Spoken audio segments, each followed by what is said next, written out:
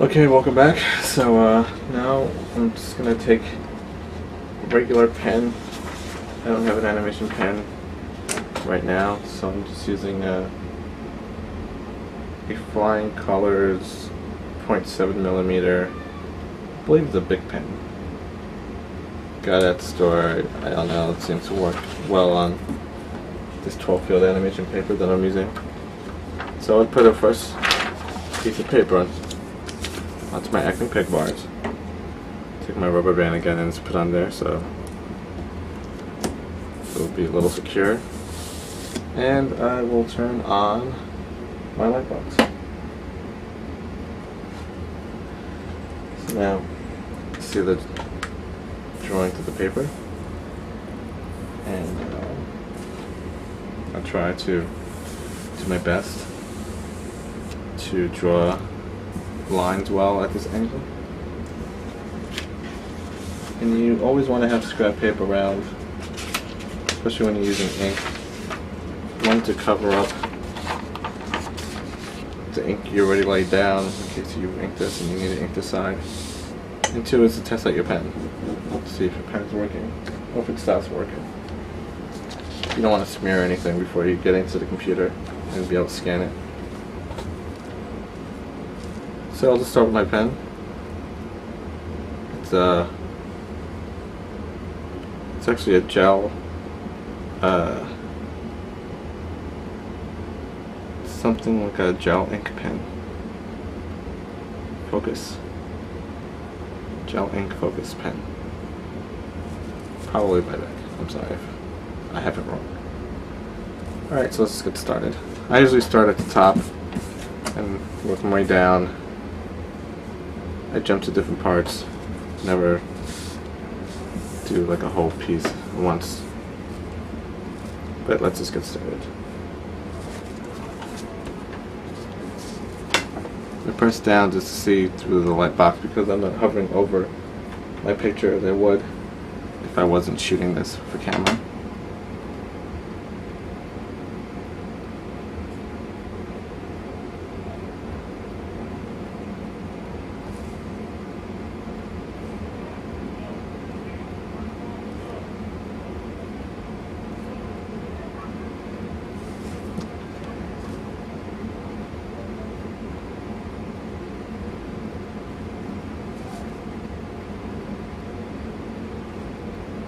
I try to get my lines as accurate as I can. If I mess up a lot, or if I mess up, I'll bring it into like Traceman or Stylus HD and try to fix as much as I can. Or if I like it, I'll just leave it. Not too much of a loss sometimes. Sometimes it's a happy accident.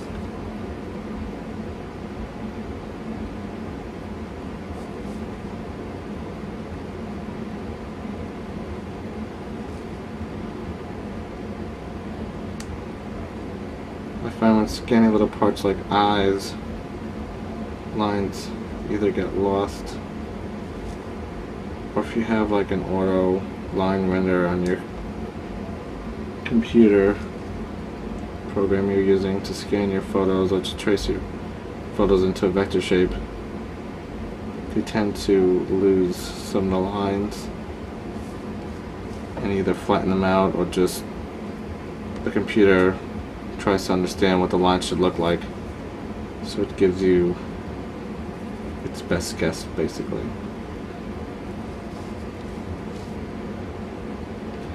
And if animation character design, you try not to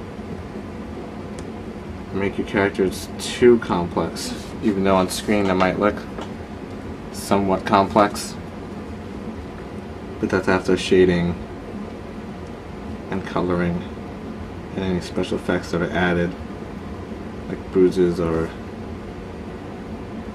blood or sweat. So you just have to remember when you're drawing a character, you're going to have to draw this character hundreds of thousands of times in different positions, in different angles. That's where your model sheets come into play.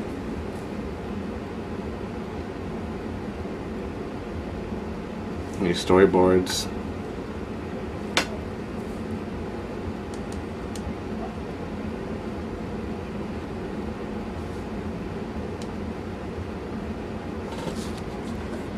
So it's very important not to skip parts, especially when you're creating characters,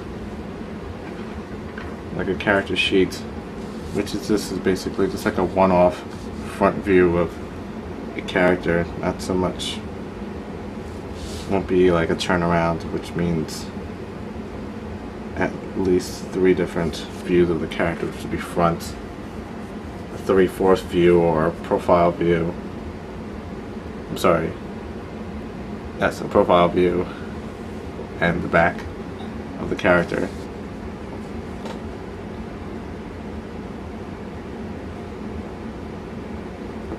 Just remember to keep it loose. Try not to squeeze, dig into things, because then you get lines that are messed up.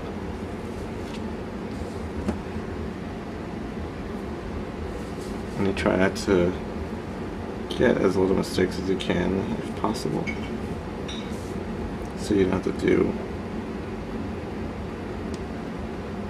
the same work twice, basically.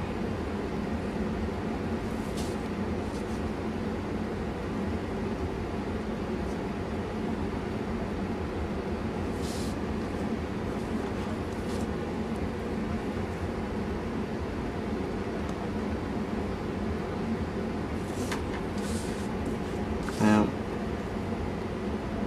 I should be going a little faster than this, but just so you can hopefully get the feel of me drawing these lines, can either inspire you to either start copying what I was doing,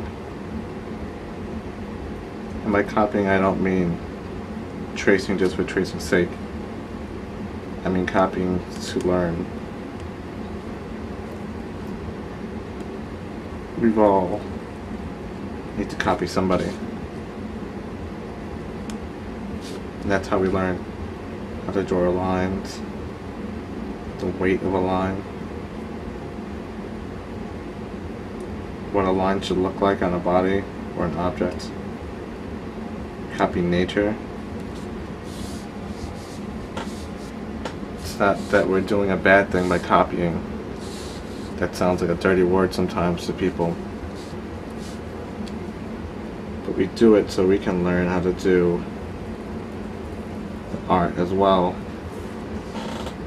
And then when time comes, you can also teach others so they could pass on the art to future generations. And that's all it's about. It's to entertain and to teach, because we'll all be gone one day, and we lose an art form. We failed at entertaining the masses because there's no one else to entertain those masses, that we aren't here to entertain ourselves.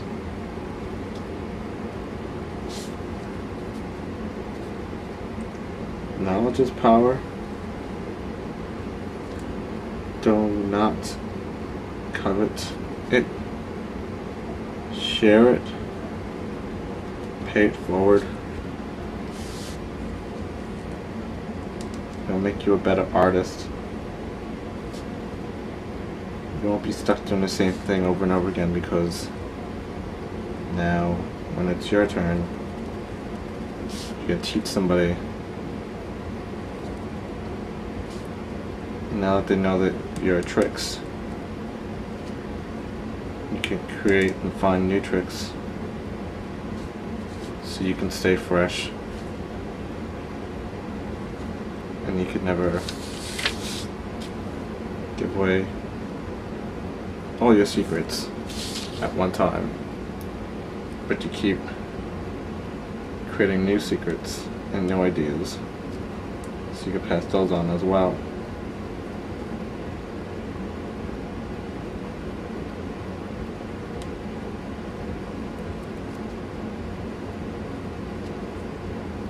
almost done here.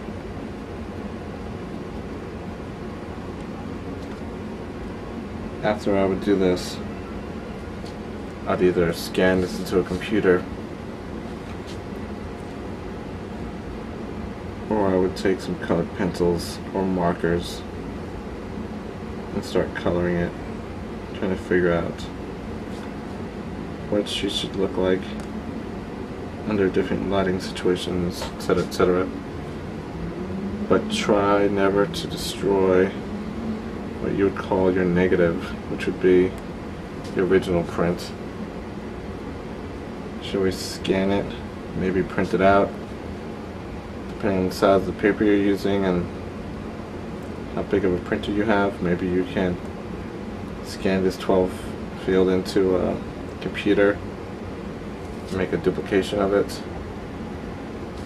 so you could have it, a couple of backups, so you could try different things with it, different shading, different color schemes, different skin tones, different lighting situations, either day or night. If it's hot outside, if it's cold outside. If she's bleeding, if she's sweating. You know, different things. If it's her makeup running. So much you can do. And with that said, finish off my broken heart right here.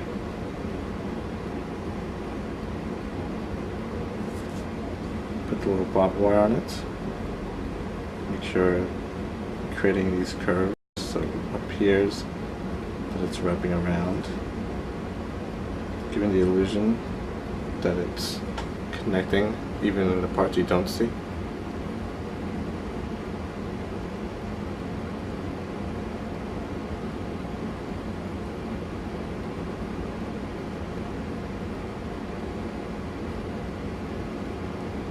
Little needles and the barbed wire,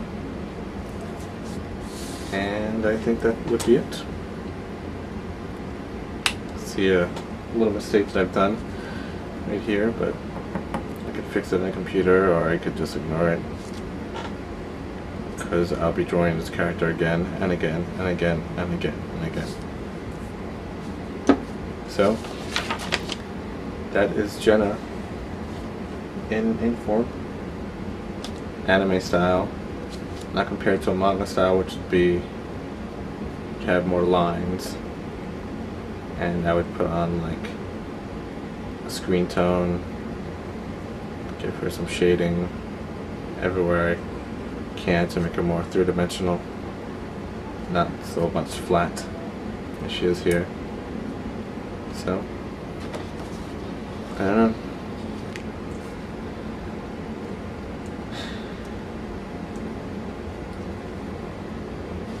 Wasn't able to do things like this. It's like the band around her sweater and the pattern on her skirt and on her shirt. But that's quick. It's easy. With this, you'll probably have an easier time animating than you would having something like this. Thanks for joining me. And I hope you enjoyed this lesson, and hope you got something out of it. Take care.